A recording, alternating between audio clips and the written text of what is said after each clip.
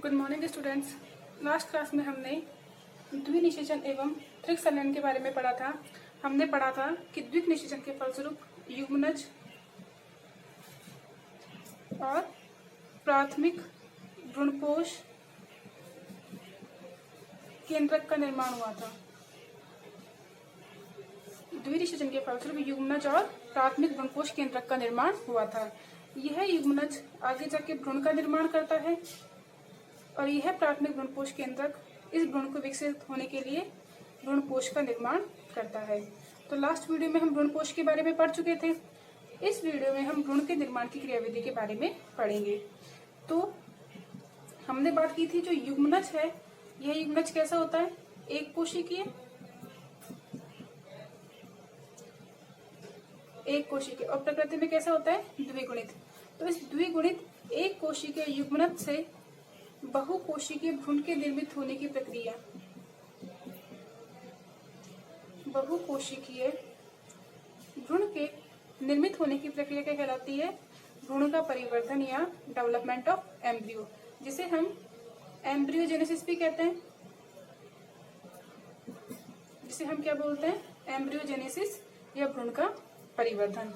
तो देखिए दोबारा से क्या होगा कि निषेचन में क्या होगा आपका कि नर युग्मक और मादा युग्मक यानी कि अंड कोशिका ने संयोग किया और किसका निर्माण हो गया?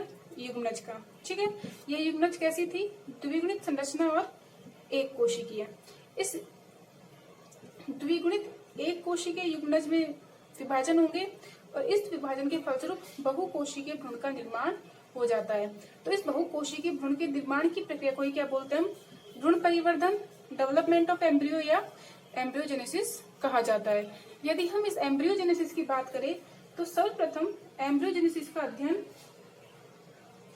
किसके द्वारा किया गया था? हेंस्टीन के द्वारा। साइंटिस्ट का नाम है हेंस्टीन। हेंस्टीन नामक वैज्ञानिक ने सर्वप्रथम भ्रूण के परिवर्धन का अध्ययन किया था और इसने एक द्विबीजपत्री पादप में भ्रूण के परिवर्धन का अध्ययन किया था। इस पादप का नाम क्या था? कैप्सेला बर्सा पेस्टोरिस।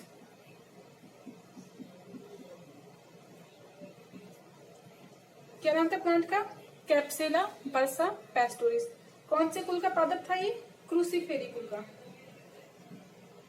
इस क्रूसीफेरी कुल के पादपों में सबसे पहले हेंस्टीन ने भ्रूण के परिवर्धन का अध्ययन किया। तो देखते हैं हम किस तरीके से आवर्त बीजी पादपों में भ्रूण का परिवर्धन होता है और इसमें हम आवर्त बीजी पादपों में भी किसमें बात करेंगे? द्विबीजपत्री पादपों में। किस तरीके से द्विबीजपत्री पादप में भ्रूण का परिवर्धन होता है। तो अब हम क्या पढ़ रहे हैं? भ्रूण का परिवर्धन। देखिए, हम द्विबीजपत्री पादपों में भ्रूण के परिवर्तन का अध्ययन करेंगे। हम पहले ही पढ़ चुके थे कि हमारे पास बीजांड उपस्थित होता है।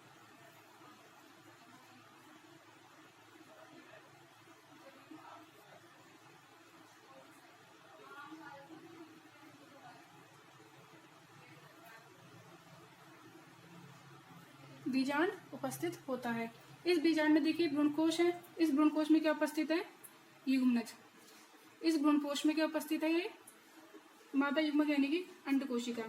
यह अंड कोशिका नर युग्मक के साथ संयोजित होकर के युग्मनज का निर्माण करती है। किसका निर्माण करेगी? युग्मनज का। नर युग्मक और मादा युग्मक संलयित होगा, निषेचन की क्रियाविधि होगी, जिसके फलस्वरूप युग्मनज का निर्माण होता है।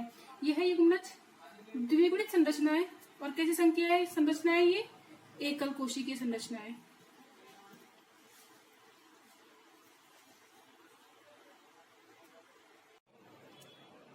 इस एकल कोशिकीय संरचना में प्रथम होने वाला समसूत्री विभाजन कैसा होता है? अनुप्रस्थ। देखिए, हमारे पास एकल कोशिका है। यदि इसमें क्षैतिज तल में विभाजन होता है तो इसे क्या बोलेंगे हम? अनुप्रस्थ विभाजन। कौन सा विभाजन हो गया ये? अनुप्रस्थ विभाजन, जिसे किससे दर्शाते हैं? टीएस से, यानी कि ट्रांसफर सेक्शन से दर्शाते हैं। लेकिन यदि किसी कोशिका में लंबवत विभाजन होता है, कोशिका के लंबवत विभाजन हो रहा है और एकल कोशिका से दो कोशिका बन रही है, तो इसे क्या बोल देंगे हम? अनुदैर्घ्य विभाजन। कौन सा विभाजन बोल देंगे इसे? अनुदैर्घ्य विभाजन। इसे एलएस से दर्शाते हैं। दो अन्य विभाजन और होते हैं जिन्हें हम बोलते हैं अपनत और परिणत विभाजन। देखते हैं इनके बारे में। देखिए, कोशिकाओं का एक समूह है, एक लेयर है। यदि इस लेयर में विभाजन सतह के लंबवत होता है तो इसे क्या बोल देंगे? अपनत। तो इसमें क्या हो जाएगा? देखिए, आपकी लंबाई में कोशिकाएं विभाजित हो जाएंगी। और परिणत विभाजन में क्या हो जाएगा? आपके पास सरफेस है और ये जो सतह है, इस सतह के क्या हो जाएगा? समानांतर। तो कैसे हो जाएगा ये? परिणत विभाजन। तो परिणत विभाजन से कैसी कोशिकाएं बन गई? इस तरीके से दो कोशिकाएं निर्मित हो जाती है। तो जो प्रथम समसूत्री विभाजन होगा, वो प्रथम समसूत्री विभाजन कैसा होगा? यहाँ पे अनुप्रस्थ प्रकार का। इस अनुप्रस्थ विभाजन से एकल कोशिका से दो कोशिकाएं निर्मित हो जाती है। तो देखते हैं, दो कोशिका निर्मित हो गई, किंतु होने वाला यह है अनुप्रस्थ विभाजन असमान प्रकृति का होता है। इससे दो असमान कोशिकाओं का निर्माण होता है। ऊपर की तरफ हमारे पास निभाग वाला क्षेत्र है और नीचे की तरफ कौन सा क्षेत्र है? बीजांड द्वार वाला क्षेत्र। देखिए, दो कोशिकाएं निर्मित होती है। ऊपर की तरफ निभाग वाले क्षेत्र की तरफ छोटी कोशिका बनती है, जबकि बीजांड द्वार वाले क्षेत्र की तरफ बड़ी कोशिका निर्मित होती है। जो निभाग की तरफ स्थित कोशिका होती है, इसे हम भ्रूणीय कोशिका या शीर्षस्थ कोशिका या अग्रस्थ कोशिका कहते हैं। निभाग की तरफ जो कोशिका निर्मित होती है, इसे भ्रूणीय कोशिका, शीर्षस्थ कोशिका या अनुप्रस्थ कोशिका कहते हैं। इसके साथ ही जो कोशिका बीजांड द्वार वाले क्षेत्र की तरफ स्थित होती है, इसे आधारीय कोशिका या निलंबक कोशिका भी कहते हैं। देखिए, जो भ्रूणीय कोशिकाएं हैं वो भ्रूण का निर्माण करेगी, पर जो आधारीय कोशिकाएं हैं वो भ्रूण के विकास के लिए पोषण माध्यम ग्रहण करने का काम करती है।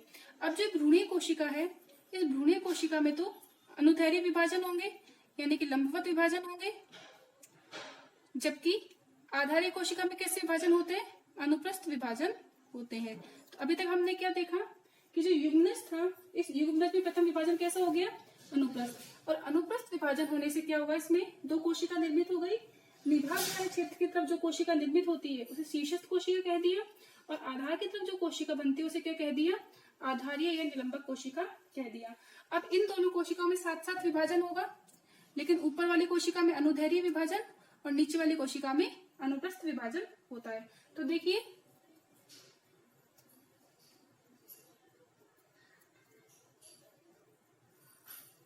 ऊपर वाली कोशिका में अनुदैर्घ्य विभाजन हुआ, एकल कोशिका से दो कोशिका बन गई। देखिए, इस तरीके से दो विभाजन हो गया। और नीचे वाली कोशिका में कैसा हो गया? अनुप्रस्थ विभाजन हो गया। तो नीचे वाली कोशिका में दो कोशिका बन गई। तो भ्रूण कैसा हो गया हमारा? टी के आकार का। तो इसे क्या बोल देंगे? टी शेप्ड एम्ब्रियो बोल दिया जाता है। अब इनमें पुनः विभाजन होगा, और पुनः विभाजन होने से क्या होगा? देखिए, अब यहाँ पे जो अनुदैर्घ्य विभाजन होगा वो पहले वाले विभाजन का क्या हो जाएगा? लंबवत।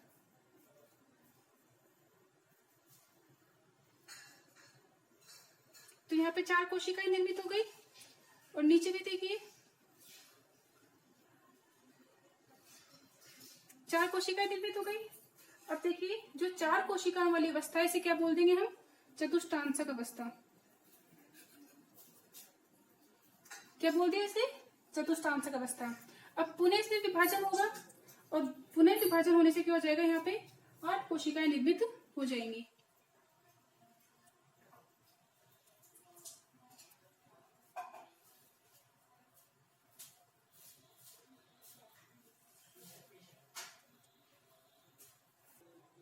तो देखिए, हमने क्या देखा? चतुष्टांशक अवस्था बन गई। चतुष्टांशक अवस्था में पुनः विभाजन होगा, 8 कोशिकाएं निर्मित हो गई। इसके हम इसे क्या बोल देंगे? अष्टांशक अवस्था। इस अवस्था को क्या बोल दिया जाता है? अष्टांशक अवस्था। तो देखिए, शीर्षस्थ कोशिका में विभाजन हुआ और साथ ही साथ आधारीय कोशिका में विभाजन हुआ। 4 कोशिका वाली अवस्था थी जिसे चतुष्टांशक अवस्था कह दिया, जबकि इस चतुष्टांशक में पुनः विभाजन होने से किसका निर्माण हो जाएगा? अष्टांशक का निर्माण हो जाता है। अब देखिए, इस अष्टांशक से क्या हुआ? जो हमारे पास आधारीय कोशिका थी, इस आधारीय कोशिका ने एक लंबी संरचना का निर्माण कर दिया, जिसे हम क्या बोल देते हैं? सस्पेंसर या निलंबक। ये जो लंबी कोशिका समूह से क्या बोल दिया? निलंबक। निलंबक की जो आधारी कोशिकाएं हैं वो फूल जाती है और आधारी कोशिका फूल के बना देती है, चूषकांक का निर्माण कर देती है। किसका निर्माण कर देगी? चूषकांक का निर्माण कर देती है। तथा निलंबक की जो कोशिका आपकी भ्रूणीय कोशिका के साथ संपर्क में रहती है उसे क्या बोल देते हैं? अधः स्फीतिका। क्या बोल देंगे इसे? अधः स्फीतिका। देखते हैं दोबारा से क्या हुआ। टी शेप का भ्रूण बना, दोबारा विभाजन हुआ, 4 कोशिकाएं ऊपर, 4 कोशिकाएं नीचे। ऊपर की 4 कोशिकाएं थी इसलिए क्या बोल दिया इसे? चतुष्टांशक संरचना। पुनः इसमें विभाजन हुआ, 8 कोशिकाएं बन गई। 8 कोशिकाएं बनने से क्या बोल दिया इसे? अष्टांशक संरचना। इस अष्टांशक में जो निलंबक वाली कोशिकाएं थी उसने लंबे निलंबक का निर्माण कर दिया। इसमें केंद्रक उपस्थित है सब में। इस निलंबक की सबसे आधारी कोशिका फूल के मोटी हो जाती है, इसे क्या बोल देंगे? चूषकांक। तो निलंबक की जो कोशिका भ्रूणीय कोशिकाओं के संपर्क में आती है उसे क्या बोल देंगे? अधः स्फीतिका बोल दिया जाता है। अब इस अष्टांशक की कोशिकाएं पुनः विभाजन करती है और पुनः विभाजन करके कितनी कोशिकाएं निर्मित कर देती है? ये 16 कोशिकीय अवस्था निर्मित कर देती है।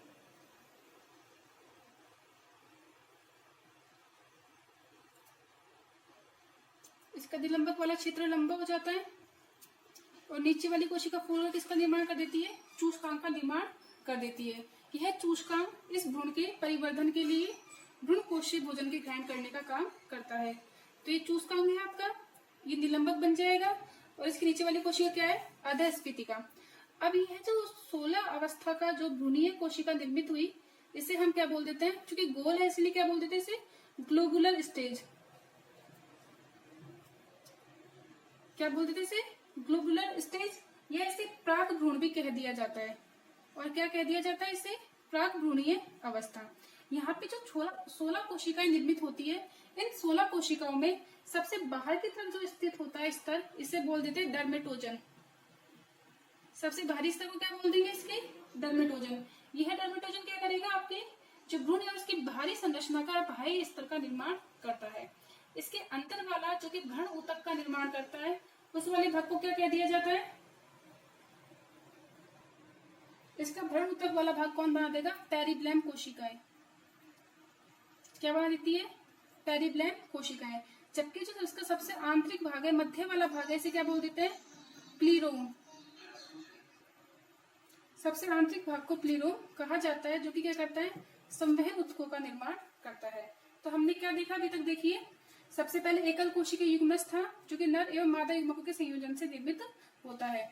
इसमें होने वाला प्रथम समसूत्री विभाजन अनुप्रस्थ होता है और अनुप्रस्थ समसूत्री विभाजन से 2 असमान आकार की कोशिकाओं का निर्माण हो जाता है। देखिए, 2 असमान आकार की कोशिकाएं बन गई। निभाग वाले क्षेत्र की तरफ कोशिका छोटी होती है जबकि बीजांड द्वार वाले क्षेत्र की तरफ की कोशिकाएं लंबी होती है, बड़ी होती है। तो जो आपके निभाग वाले क्षेत्र की कोशिका थी, ऊपर की तरफ कोशिका थी, इसे शीर्षस्थ कोशिका या अग्रस्थ कोशिका कह दिया था। चूंकि ये भ्रूण का निर्माण करती है इसलिए क्या बोल दिया? इसे भ्रूणीय कोशिका कह दिया। बीजांड द्वार की तरफ जो कोशिका स्थित होती है उसे आधारीय कोशिका या निलंबक कोशिका कह दिया जाता है। आगे जब इनमें विभाजन होगा तो देखते हैं, जो भ्रूणीय कोशिका होगी उसमें अनुदैर्घ्य विभाजन होगा जबकि आधारीय कोशिका में अनुप्रस्थ विभाजन होता है। क्लियर है इतना? अब देखिए, जब इसमें द्वितीय समसूत्री विभाजन कराया तो भ्रूण में क्या हो गया? आपके टी आकार की संरचना निर्मित हो जाती है, इसलिए क्या बोल देते हैं इसे? T shaped embryo. जब इसमें पुनः समसूत्री विभाजन होता है तो 2 कोशिकाओं से 4 कोशिका निर्मित हो गई, नीचे भी 4 कोशिका निर्मित हो गई। क्योंकि इसमें भ्रूणीय अवस्था में कितनी कोशिकाएं हैं? 4 कोशिकाएं, इसलिए क्या बोल देते हैं इसे? चतुष्टांशक संरचना। पुनः इसमें विभाजन होगा, 8 कोशिकाएं निर्मित हो जाएगी, तो कौन सी संरचना हो गई? अष्टांशक संरचना। अब इसके बाद 16 कोशिकीय अवस्था बनती है जिसमें सबसे बाहरी स्तर भ्रूणीय कोशिकाओं में जो भ्रूणीय अक्ष बना इसकी सबसे बाहरी स्तर बाह्य त्वचा का निर्माण करती है जिसे डर्मेटोजन कहा जाता है। भ्रूण ऊतकों का निर्माण पेरिब्लैम करता है जबकि एधा का निर्माण प्लीरोम द्वारा होता है। इसी में जो नीचे आपके आधारी कोशिकाओं में विभाजन से लंबी संरचना बनती है जिसे क्या कहा जाता है? निलंबक कहा जाता है। इस निलंबक में सबसे निचली कोशिका फूल करके चूषकांक का निर्माण करती है जो कि भ्रूण पोष से पोषण को ग्रहण करने का काम करता है। इस निलंबक की जो कोशिका भ्रूणीय कोशिकाओं के संपर्क में, भ्रूणीय भाग के संपर्क में रहती है उसे क्या बोल देते हैं? अधः स्फीतिका। यह अधः स्थिति का आगे जाकर के आपके मूलांकुर के मूल गोप का निर्माण करता है। इतना क्लियर हो गया। अब देखिए, चूंकि गोल अवस्था थी, इसे क्या बोल दिया हमने, ग्लोबुलर स्टेज, यानी कि प्राक भ्रूणीय अवस्था। अब समय के साथ जो ये गोलाकार भ्रूण है वो कैसा होता जाएगा, हृदयाकार भ्रूण में परिवर्तित हो जाएगा। तो जो अगली अवस्था है उसमें क्या हो जाएगा, ये जो गोलाकार भ्रूण है वो कैसा हो जाएगा, आपका हृदयाकार अवस्था में परिवर्तित हो जाता है। तो मैं यहाँ पे साफ कर देती हूँ। अगला देखते हैं हम स्टेज। अब इस ग्लोबुलर भ्रूण में जो ये ग्लोबुलर वाला भाग है इसमें खांच निर्मित हो जाएगी और अब ये भ्रूण कैसे होने लग जाएगा, हृदयाकार अवस्था में निर्मित हो जाएगा। अब भ्रूण की अवस्था कैसी हो गई, हृदयाकार हो जाएगी। यहाँ पे अधस्फीतिका, निलंबक की कोशिकाएं और नीचे वाला भाग क्या कहलाता है, चूषकांग कहलाता है। जो भ्रूण की गोलाकार संरचना थी वो किसमें कन्वर्ट हो जाएगी, हृदयाकार संरचना में। अब भ्रूण किस टाइप का हो गया, हृदयाकार भ्रूण का निर्माण हो जाता है। इस भ्रूण में परिवर्तन की अवस्थाओं में बाह्य त्वचा, भरण ऊतक एवं संवहन तंत्र का निर्माण होने लगता है और यह खाच अंदर की ओर वृद्धि करते हुए बीज पत्रों का निर्माण कर देती है। इस अवस्था कौन सी अवस्था कह देंगे हम, हृदयाकार भ्रूण या हृदयाकार अवस्था। आगे देखते हैं इसमें हम। अब यह खाच बढ़ते बढ़ते किसका निर्माण कर देगी, बीज पत्रों का निर्माण कर देती है। यहाँ पे भ्रूण की अक्ष निर्मित हो जाती है।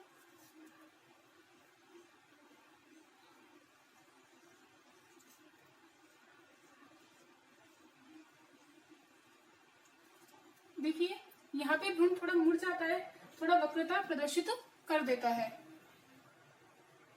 बीज के हृदयाकार होने से ये जो खांच निर्मित होती है ये गहराई तक धंसती चली जाती है और फलस्वरूप दो बीज पत्रों का निर्माण होता है। तो बीज की खांच की गहराई में धंसने से ये जो संरचनाएं बन रही है दोनों, इसे क्या बोल देंगे हम, बीज पत्र, कॉटिलिडोन। किसका निर्माण हो जाता है, बीज पत्र का निर्माण हो जाता है। नीचे वाली कोशिका वही अधस्फीतिका, निलंबक और चूषकांग कहलाता है।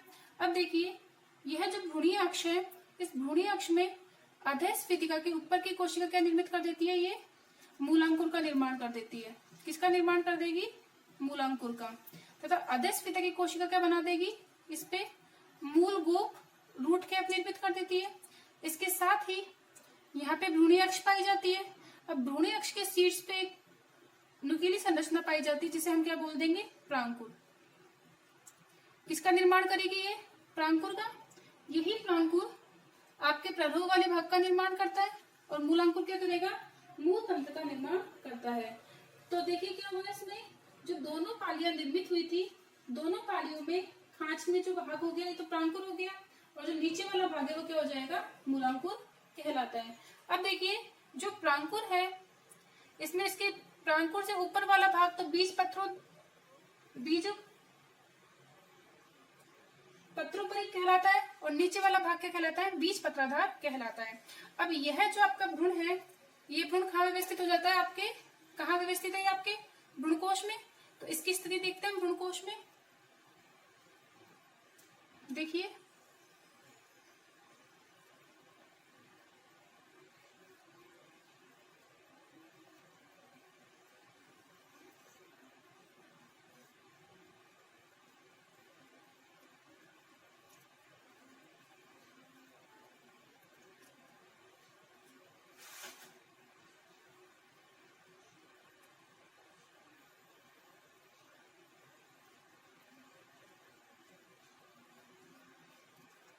बीजांड काय के जो भ्रूणकोश है इसमें भ्रूण निर्मित होकर के भ्रूण उपस्थित रहता है। यह जो बीज पत्र है, इन बीज पत्रों की संख्या के आधार पर हम बताते हैं कि एक बीज पत्री है, द्विबीजपत्री है। इसमें प्रांकुर प्ररोह तंत्र का और मूलांकुर मूल तंत्र का निर्माण करता है। तो आज हमने देखा एम्ब्रियोजेनेसिस, किस तरीके से एकल कोशिकीय युग्मक से बहुकोशिकीय भ्रूण का निर्माण होता है। तो आज के लिए इतना ही।